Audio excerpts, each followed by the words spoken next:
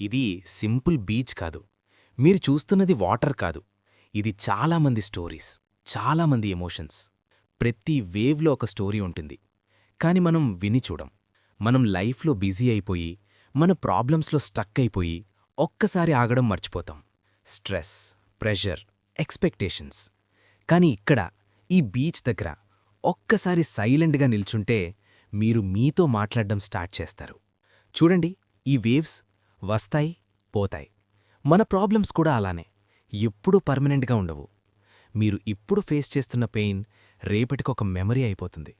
లైఫ్లో ఎంత కష్టం వచ్చినా అది కూడా ఒక వేవ్ లాగా వచ్చి వెళ్ళిపోతుంది. మీరు గివప్ అవ్వకండి.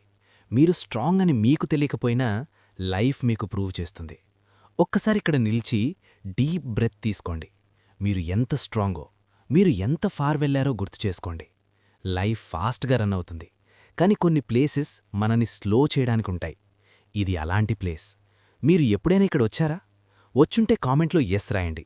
రాలేదంటే ఎవరితో వస్తారో ట్యాగ్ చేయండి.